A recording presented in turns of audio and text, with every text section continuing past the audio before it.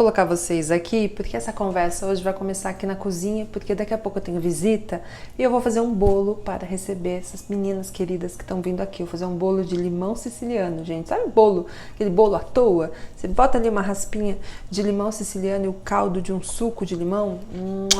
Gente, fica muito bom.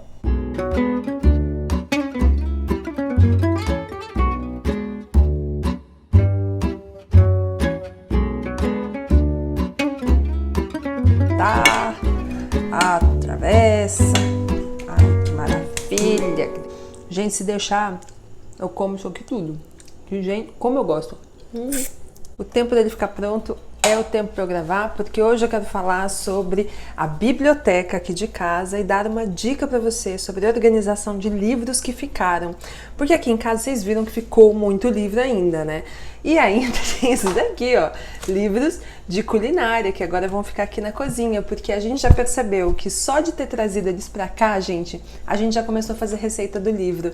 Louco, né? Quando a gente deixa à vista, fica claro, rápido, assim, ó, manda ver e a gente consegue fazer. A gente fez uma de feijão com cenoura que tem no livro da Bela Gil e que tava muito bom. Vocês ficam com a biblioteca de fundo, como lá no Pasta dos 30. Quem já segue esse canal também já viu isso aqui, esse cenário muitas vezes. Mas se você já está familiarizado com isso aqui, você está vendo uma coisinha diferente aqui. Se você não reparou ainda, ou se você já reparou, deixa aqui nos comentários para as pessoas verem. Ah, descobri primeiro! Lembra que tinha 12 nichos de livro e agora tem esses 6, mas eu fiz uma pequena separação com algumas etiquetas para eu entender que livro é esse, da importância dele e que estágio ele está de leitura. Por exemplo, se ele já foi lido, se ele está em andamento e eu parei, ou se ele ainda não foi lido. Então vocês estão vendo que tem agora etiquetinhas coloridas em todos os livros? E tem uma etiqueta especial, que é a estrelinha que eu mostrei para vocês lá no Instagram, que esse vai para os livros de consulta, para os livros que realmente ficam em casa. Esses eu não vou doar. Assim, se um dia eu tiver que viajar, mudar de cidade, mudar de país e eu só puder levar alguns dos meus livros, os que tem estrelinha é os que vão comigo, sabe? Então deixa eu mostrar para vocês como que ficou. Aqui que tem essa estrelinha dourada, tá vendo, ó? É porque são livros que são ou livros de consulta, livro de receitas, tipo esse de beleza natural, que ensina você a fazer receitinhas, ou são livros de consulta para o doutorado, tá vendo aqui, ó, isso aqui que são de filosofia, coisas assim. Esses continuam, livros que eu sempre vou recorrer e buscar informação e eu quero manter eles aqui. As etiquetas laranja são os livros que eu ainda não li. Tá? Então todos esses que estão com laranja são os que eu ainda não li. O que tá com etiqueta azul eu já comecei a ler, mas eu não terminei, tá? Então tem aqui alguns. E o que tá com etiqueta verde já foi lido, tarará, já tá ali. São livros que já foram lidos. Entenderam como que eu organizei aqui? Deixa eu voltar pra cá. Dá uma boa organizada visual, né? Pra gente ter uma noção de quantos a gente ainda tem para ler, quantos a gente já leu e às vezes quer reler, e livros que a gente realmente não vai se desfazer, coisas que a gente quer ter, porque são daquelas coisas que eu falo, né? É de consulta, é material que a gente sempre precisa ter aqui, é material para mim, no meu caso, como eu falei, de pesquisa, são livros importantes que eu quero ficar. Me veio uma fagulha de ideia, gente, que foi o seguinte: eu fiz um post lá no Instagram na semana passada, falando de um evento que eu fui com a Emma, um evento do YouPix, que é uma aceleradora de criadores de conteúdo que tem aqui em São Paulo, que é maravilhosa. Eu sou uma das mentoras do programa de aceleração, inclusive. E eles fizeram um evento para falar sobre YouTubers Meetings, para falar de criadores, influencers meetings e sobre publicidade voltada para criança. E os comentários de vocês foram incríveis e a gente estava conversando, inclusive, como falta, às vezes, referência até aqui no YouTube de outras crianças lendo, né? A gente até tem bastante referência de booktuber, né? Pessoas que falam, fazem resenhas de livro, falam sobre os autores, mas a gente tem pouca criança fazendo isso. Tem uma pesquisa que fala que a criança que cresce numa casa que tem livros à disposição é uma criança que se desenvolve muito melhor.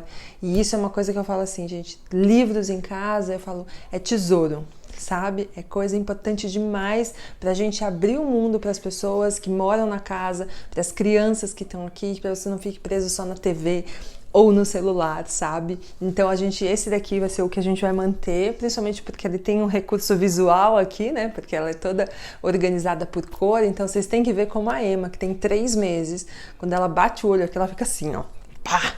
porque ela vê todas as cores, tudo organizadinho, assim, ela já fica toda encantada. Então, gente, no mês que vem eu lanço um novo projeto aqui dentro do Passa em Casa, que se chama Biblioteca em Casa, para te ajudar a montar uma biblioteca funcional, interessante aí na sua casa, que valha desde para crianças, para os adultos em casa, porque, de novo, uma biblioteca em casa, ela não é só sobre ter livros e amontoar livros, é sobre ter títulos, coisas que são interessantes, de consulta, que estimulem a imaginação, que ajudem no desenvolvimento das pessoas que moram na casa, para que o entretenimento da casa não seja só a TV e o celular. Lembra que eu falei que eu ia deixar aquelas partes de baixo livres? Então, uma delas vai ser o pedacinho da biblioteca da Emma, dos livros dela, vão ficar ali mais embaixo para ela poder acessar, e eu quero mostrar eles para vocês agora. Vou mostrar o que a gente tem para vocês terem noção de como eu organizei essa bibliotequinha dela aqui, e fui até buscando referências não só da idade para bebê, sabe? Até porque agora é uma fase onde ela quer mais ver contraste, ela tá começando a perceber cores, então os livros que ela tá vendo agora tem mais cores primárias, sabe? Tem muito contraste preto e branco, são livros bem mais simples, tanto que fica lá no quarto já comigo, porque eu já saco ele e já começo a brincar, porque vira brinquedo dela, sabe?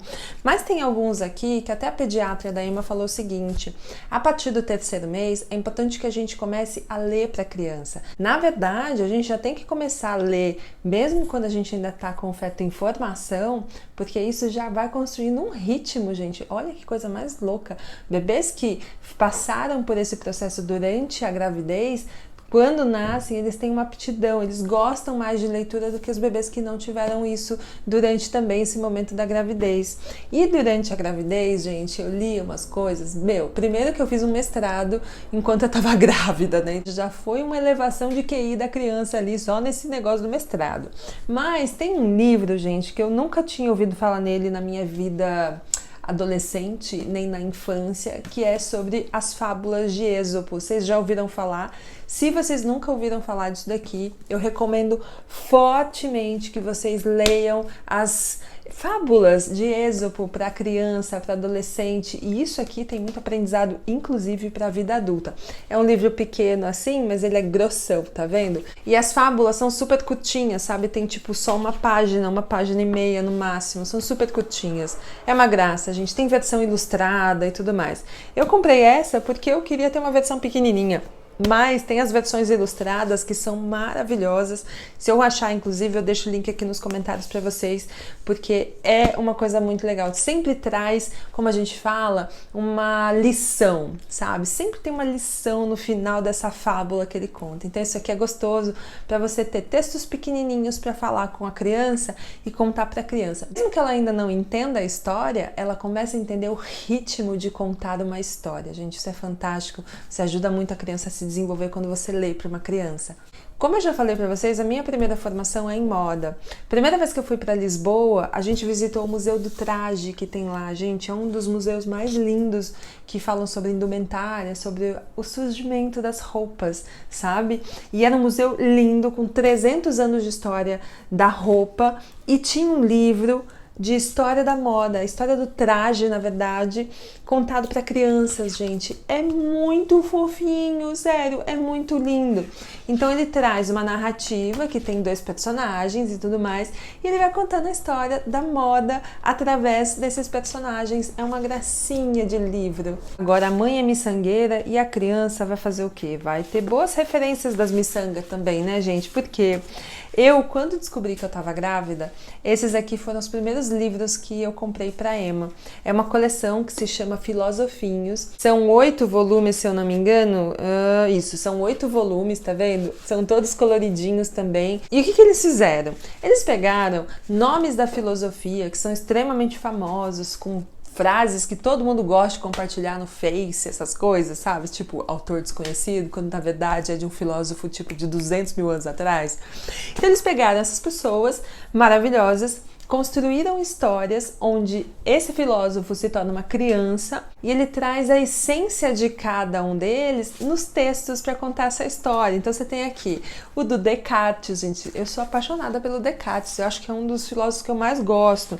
Você tem o Kant, você tem Sócrates, tem Platão, tem Rousseau, tem o Marx, né? Por que não? Temos Marx aqui também. Temos Freud e o que eu mais amo, porque é muito lindo, porque é a Simone de Beauvoir e o Sartre, gente. É um livro que conta a história dos dois, como eles se conheceram. Gente, é um amorzinho, Simone e o Sartre andando por Paris, é uma gracinha. E essa coleção ainda é bilíngue, ela tá em português e tá em francês também, é uma gracinha, gente, é muito fofo. Eu tenho uns livros aqui que são para essa fase agora, quando ela começa a pegar nas coisas, porque não são livros grandes, é uma coleção chamada Little Science, tá vendo? Esses livrinhos, gente, são livrinhos de madeira, não é bem madeira, né, mas ele parece, porque ele é bem durinho, tá vendo? Olha o tamanho da página, ele tem, tipo, 5 páginas, acabou o livro. Mas ele é o seguinte, ele foi dividido em algumas categorias de ciência. Primeiro que a coisa mais maravilhosa desses livros, ele tem 50% de homem, 50% de mulheres. Ou seja, ele tá falando de ciência e tá mostrando referências femininas e masculinas para as crianças. Isso eu já achei maravilhoso, porque a gente não mostra só homem branco, né? Ele mostra, tipo, diversidade. Tem pessoas velhas, tem pessoas negras, tem um monte de gente diferente e isso é uma das coisas mais gostosas desse livrinho, por isso que eu me encantei e trouxe para ela. E vocês podem me perguntar, mas passa em inglês, você vai ensinar inglês para criança, ela nem entende. Gente, ela não vai entender isso aqui agora, tá? Ela não vai ler isso aqui, mas podem reparar como ele é visual, tá vendo? Tem o contraste das cores, olha que coisa mais linda, gente, não é lindo? Eu sou apaixonada nesse livro, sério, ele é muito lindo. O que é o negócio desse livro aqui? Ele é tátil, então ela pega, ela aprende a abrir livro, ela entende que existe páginas, ela entende a dinâmica de abrir e fechar um livro. Essa é a importância desse tipo de livro aqui, porque ela ainda não vai ler, e aí faz sentido mesmo, mas eu vou ler para ela. E aí a pediatra fala, né, quando você vai ler, você vai apontando as palavras, porque mesmo que ela ainda não entenda, ela sabe o que está acontecendo. Então esse tipo de livrinho é para isso, para desenvolvimento motor da criança, para ela entender o que é um livro, como abre, como fecha, porque aqui você tem páginas grandes e até se adaptam melhor à mãozinha da criança, viu? Por isso que isso aqui é legal. Mesmo que ela ainda não aprenda, mesmo que ela ainda não saiba ler, são livros que ajudam ela a desenvolver a questão da leitura, viu? Isso aqui é importante também. Quando eu vi esse livro, eu falei, take my money, pega, leva, não quero nem saber quanto custa. Foi nesse nível. Por quê, gente? Porque a gente, quando é mãe de primeira viagem, a gente só faz cagada, né? Depois que a gente tem o segundo, tem o terceiro, provavelmente isso deve mudar. Mas no primeiro, você tá vivendo todo este momento pela primeira vez, e aí você fica assim, quero, entendeu? Ele é tão maravilhoso que ele tem a Emma no final, gente. Olha isso aqui, isso não é a cor mais linda do mundo. Esse livro, apesar dele estar em inglês, né, The Little Girl Who Lost Her Name, existe esse livro em quase 20 idiomas, se eu não me engano, lá no site. Você consegue, inclusive, comprar esse livro em português. Eu vou deixar o link aqui embaixo, porque a pegada desse livro é você customizar. Não existe um livro igual ao seu no mundo. Você vai personalizando com as letras do nome do seu filho. É isso mesmo, toda a história contada usando as letras do nome do seu filho, gente. É muito legal. Então, no começo, você pode deixar uma dedicatória, né? Tem uma dedicatória aqui que eu falo Rise Up, Emma. E depois, gente, vocês estão vendo toda a história? Toda você faz a personagem. Então, por exemplo, você escolhe o tipo de cabelo, a cor do cabelo, a cor da pele. Então você faz um livro de acordo com as características físicas da sua criança. Gente, é lindo. Se ela é loira da pele branca, se ela é negra do cabelo enroladinho. Gente, você consegue fazer tudo isso. Sério, eu achei um livro tão maravilhoso. Esse daqui é o Flix do Ziraldo. Não sei se vocês já ouviram falar desse livro. Tinha uma exposição aqui em São Paulo dele e eu fui com a Emma. Gente, a gente tinha o quê? A Emma tinha 1 mês de vida e a gente já tava com ela na rua, tá? Porque somos desses, que a gente já leva a criança pra viver o quê?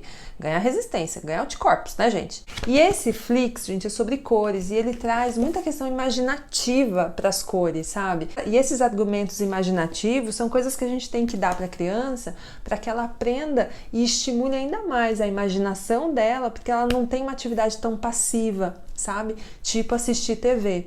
Não é que você vai abolir a TV da sua criança, você vai abolir o celular da criança, mas tudo tem que ter parcimônia, entendeu? E livro, gente, é muito mais ativo. Você tem que pegar, você tem que virar, você tem que ler, você tem que entender, tem que interpretar. Percebe como você desenvolve muito mais o raciocínio quando você apresenta um livro do que você deixar a pessoa só assistindo alguma coisa num tablet? Não é sobre proibir. Eu acho que a gente está já em 2019, né? Daqui a pouco já virou mais uma década. A gente não está em tempo de dizer que pode, não pode.